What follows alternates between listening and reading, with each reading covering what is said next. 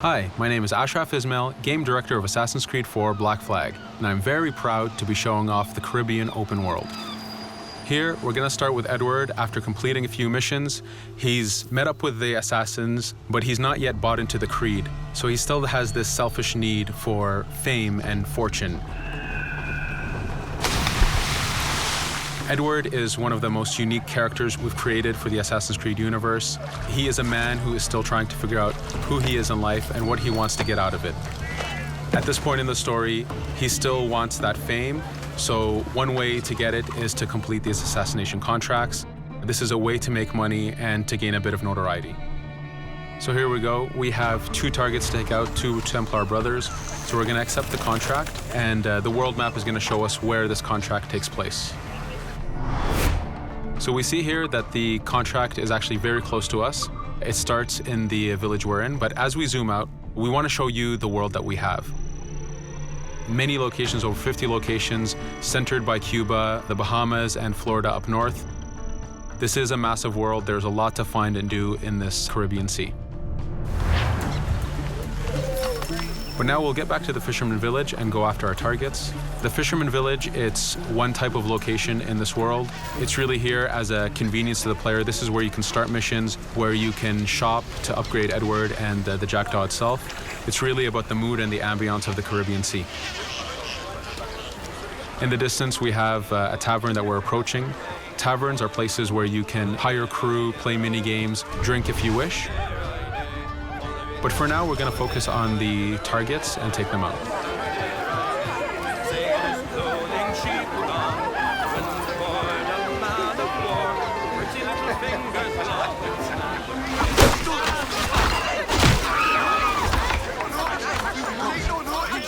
Now that we've taken out one brother, the other one's going to bolt.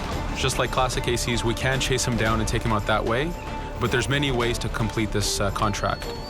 We can use the new free aim system to shoot him this way, to eliminate him that way. We can jump onto the ship and take him out with his crew, but instead we're going to let him escape into the sea and follow him with the Jackdaw. This is your ship. This is the second main character of the game. You're going to have to customize and upgrade the ship as you go on this journey with Edward.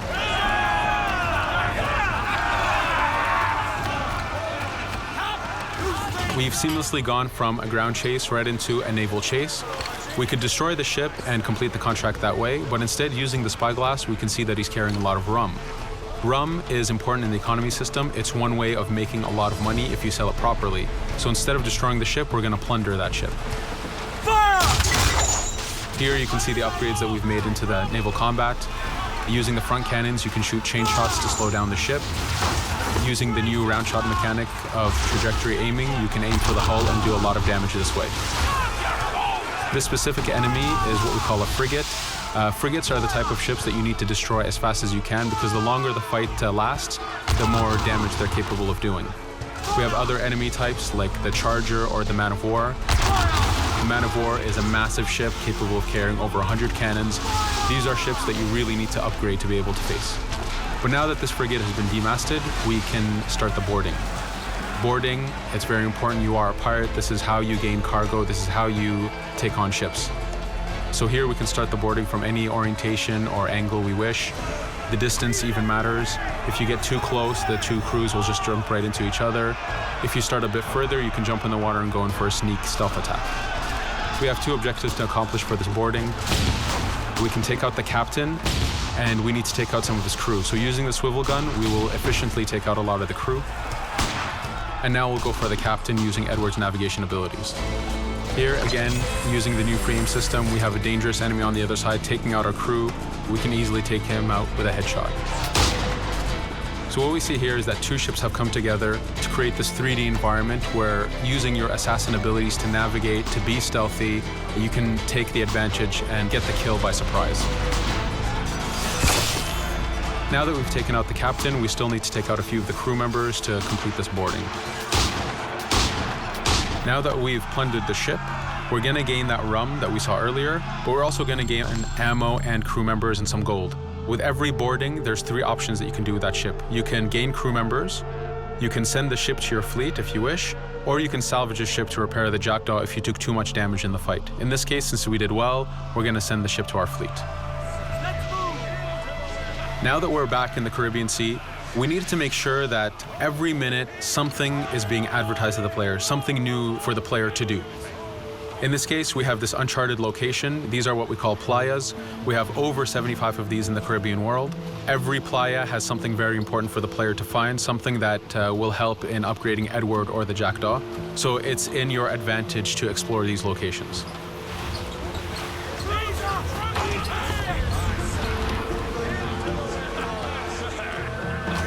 Again, for us, seamlessness is very important. We needed to be able to explore this Caribbean world without having too much interruption in the action. So being able to just let go of the wheel anywhere we want, jump into the water, and swim over to that location. This is very important for the mood and the immersiveness of this Caribbean open world. Here, as we get on the playa, in the distance we can see that there's a faction battle, but closer to us we can see that there's this poor drunken sailor who's passed away. But being a pirate, of course, we're going to loot his body and see what he has for us.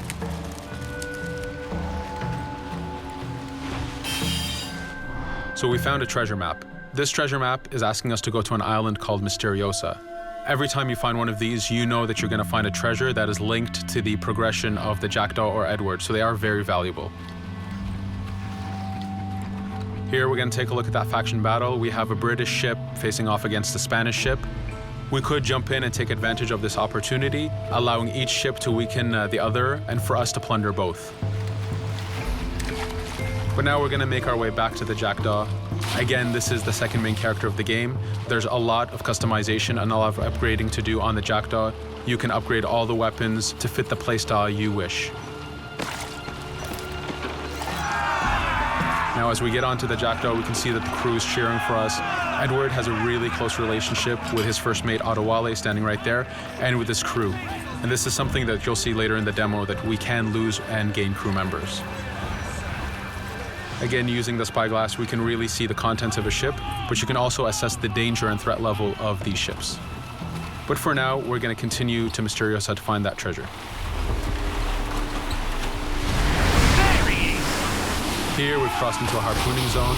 The harpooning system is connected to the hunting system, which is used for upgrading Edward himself. So you can upgrade the number of weapons he carries, the ammo that you can carry, and even his health. But for now, we've moved past that zone and we've got into a storm. Storms are very dangerous. If you're not careful, if you don't know how to navigate a storm, you will take damage to your ship and you will lose crew members. In the distance, we can see a water spout. This is a tornado in the ocean. These are very dangerous. They can suck you in, and when they do, they tear the ship apart and take out your crew. Here we can see its effect on a ship. This poor ship got sucked in and got destroyed. Storms are very dangerous, but we wanted the player to take advantage of this. When you've mastered a storm, when you know how these systems work, you can pull enemies into a storm and let the storm do damage for you. So there is a strategic element to using a storm in the world.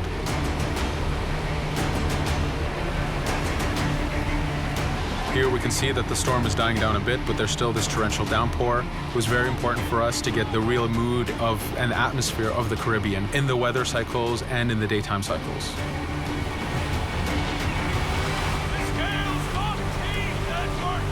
But here, since we've survived the storm, did pretty well, let's order our crew to sing. Sea shanties are a part of this game. It's a collectible that you can find in the world. So the more you find, the bigger playlist you have for your crew. But for now, we've made it to Misteriosa. So again, we're going to seamlessly get off our ship and explore this location. Misteriosa is a Mayan ruin.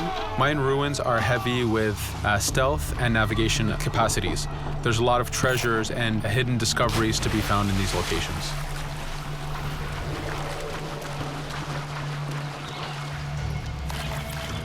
If we recall the treasure map, the treasure is hidden behind a temple.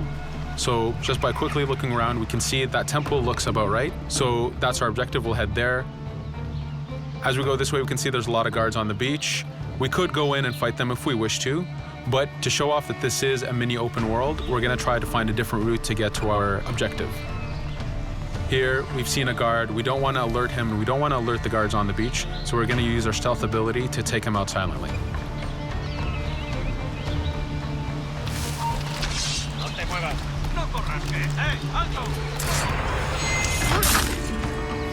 With AC3, we were able to push the navigation in the frontier, which means using natural environments like trees and rocks and so on. Mayan ruins are the perfect place where we mix man-made structures and these natural environments. So you really get to feel how far the navigation abilities of the assassin have come since the original game. In the distance there, we can see another part of the island being blocked off by a patrol of guards. We're going to avoid it for now and go for that treasure.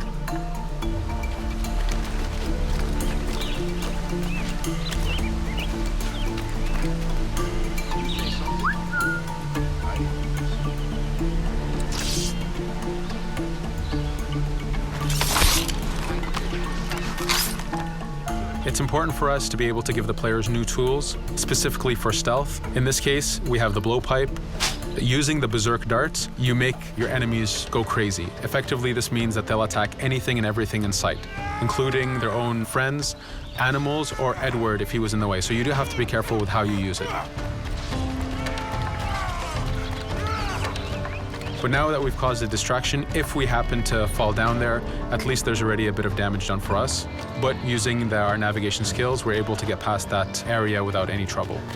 There in the distance, you can see the Jackdaw, placed exactly where you left it when you got onto this location. It's really important for us to show the beauty of this Caribbean world. The Caribbean has some amazing vistas, and we pushed ourselves to replicate this in the game.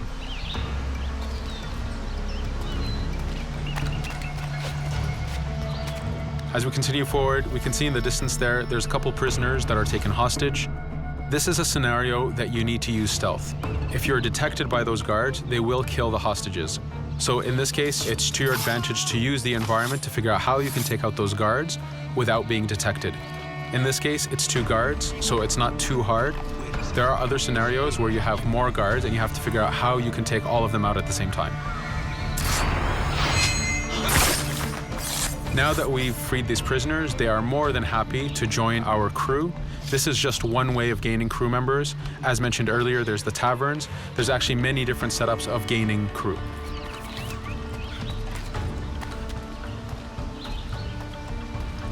Here, we're going to go back to the treasure map. We can see that the treasure is actually behind the temple near a fountain. So if we just look around, we can see that it's around here.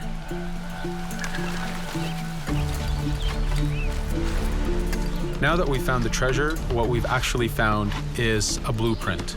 Blueprints are incredibly valuable for the upgrading of the Jackdaw. This is how you can upgrade the biggest and most devastating upgrades of the ship. So here we're approaching a reach high point. Just like classic ACs, synchronizing with a reach high point reveals the contents of a location and the map itself. But as an added feature, because this game world is so huge, there are many different locations, this also becomes a fast travel point. So now you can, by synchronizing, now you can come back here anytime you wish to collect those treasures that we passed up a bit earlier. Here we've reached the end of the demo. This was a tease of the open world that we have. We're very excited to be able to show off this game and to let you play it very soon. Thank you for joining us.